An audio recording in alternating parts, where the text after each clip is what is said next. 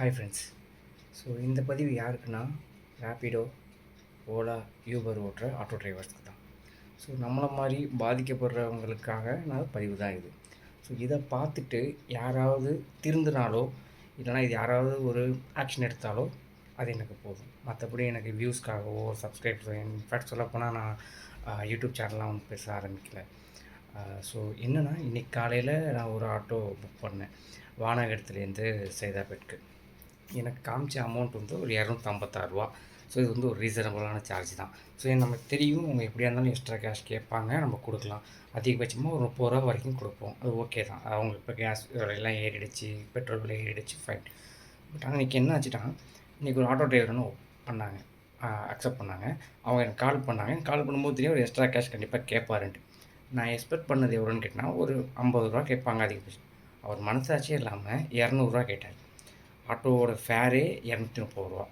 அவர் ரூ. 200 கேட்டார். நான் சொன்னேன், ஆட்டோவோட ஃபேரோட டபுள் சார்ஜ் கேட்குறீங்க, இதெல்லாம் எந்த வகையில் நியாயம்ட்டு.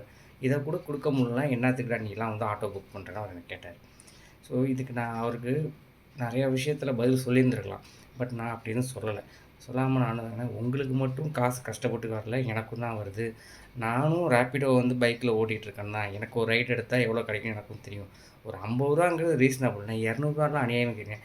இன்னொரு தடவை நான் கெட்ட வார்த்தை பேசுகிற மாதிரி வச்சுக்காத, மரியாதையை மூட்டு ஃபோனை வைடா அப்படிங்கிறது. நான் திருப்பி சரி அவர்கிட்ட பேசலை, அவ்வளோதான். சரி நான் எனக்கான அர்ஜென்ட்டு, நான் போகணும் சீக்கிரம். இன்னொரு ஆட்டோ புக் பண்ணேன். அந்த ஆக்சுவலி அவங்க வந்து ஒரு லேடி தான் எனக்கு வந்து ப்ரொஃபைலில் காமிச்சிது. பட் நான் கால் பண்ணும்போது எனக்கு ஒருத்தர் தான் பேசினார். அவரும் எவ்வளோ காட்டுச்சுன்னு கேட்டார். ஆனால் இது மாதிரி ஃபஸ்ட்டு எனக்கு காட்டும்போது ரூ. 230 காமிச்சிது. அதுக்கடுத்த ஒரு 10 நிமிஷத்தில் ரூ. 250 கிட்ட காமிச்சிது. ஆனால் எனக்கு ரூ. 250. சரி தம்பி, ரவுண்டாக ஒரு ரூ. 350 கொடு அப்படின்னாரு. ஆனால் என்னென்னா ஒரு ரூ. 50 இதுக்கு இருக்குண்ணே, எடுத்து ரூ. 100 கேட்டிங்கன்னா நாங்களாம் காமன் பீப்புள் தானே. முடியுமா முடியாதா அவனால் அப்படின்னு சொல்லிட்டு அவரும் ஹார்ஷாக பேசுகிறாரு. எனக்கு புரியல. காக்கி சட்டை போட்டவங்க எல்லாருமே இப்படி தான் பேசுவாங்களான்னு எனக்கு புரியல. நான் ஆட்டோ டிரைவர்ஸ்க்கு உங்களுக்கு ஒன்றே ஒன்று தான் சொல்கிறேன். உங்களுக்கு மட்டும் தான் காசு கஷ்டப்பட்டு வருதா? உங்களுக்கு மட்டும்தான் ரொம்ப கஷ்டப்பட்டு சம்பாதிக்கிறீங்களா? எல்லாருமே கஷ்டம் தாங்க படுறாங்க. ரூ. 50 ரூ. 100 நீங்கள் கேட்குறதுக்கு ஒரு கோயிலில் ஒருத்தன் பிச்சை எடுக்கிறான்ல, அவனுக்கு நான் அதை போட்டால் அது ரீசனபிள். உங்களுக்கு எதுக்குங்க நான் கொடுக்கணும்? நாங்கள் ரூ. 30 ரூ. 20 எக்ஸ்ட்ரா கேட்டிங்கன்னா அது ஒரு அஃபோர்டபுள் தான். எடுத்த இடத்துக்கு ரூ. 200 100 நான் எங்கெங்க போகிறது?